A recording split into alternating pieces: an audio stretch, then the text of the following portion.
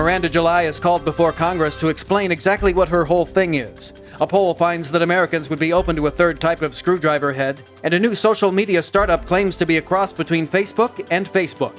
Dressed like that, you're practically begging for the week's news to be summarized for you. Come here, sweetheart. It's the Onion Week in Review. Executives from fast food giant Arby's announced Monday the launch of the restaurant chain's new grab-and-go value meal, which allows customers to go behind the counter at participating franchises and carry away as much loose roast beef as they can pick up with their bare hands. The already wildly popular $2.99 deal gives patrons 15 seconds to frantically scoop up fistfuls of hot roast beef from piled-high steam trays set out on the floor, with the only stipulations being that cargo pants are not allowed and one's shirt cannot be tucked into his or her pants with the intent of dropping roast beef down the collar. A lot of pushing, a lot of clawing. Gotta watch these people steal the meat right out of your hands. As long as you hold your ground, it's an unbeatable deal. I mean, look at this beef I got. Other fast food chains are beginning to follow suit, with Dairy Queen now charging customers $2.50 to drink from the soft-serve nozzle until they need to take a breath, and Krispy Kreme expected to announce a 75-cent menu option that allows patrons to bring in any food item of their choosing and dunk it in the donut purveyor's signature glaze. According to a weird, completely unsolicited report issued by the Department of the Interior Wednesday, dry humping is an adequate sex alternative for teens.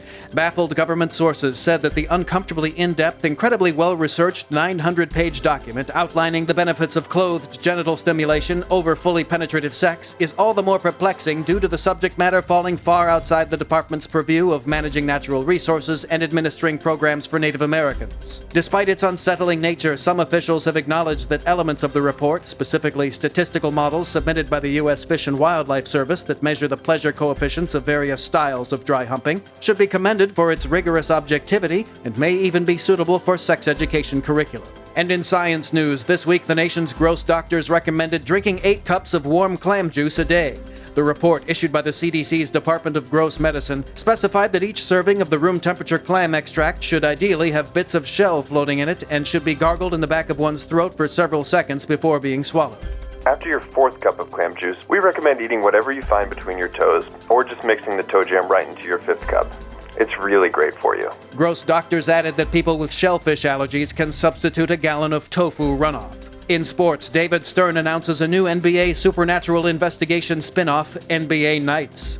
In other news, black conservatives throw their support behind a candidate whose religion believes black people bear the mark of Cain. The Supreme Court overturns right v. wrong, and a snake gets a tattoo of a dude on its face. We're through holding your hand this week. Time to return to muddling through life with no direction and few real prospects. For more, visit theonion.com/newsbeat.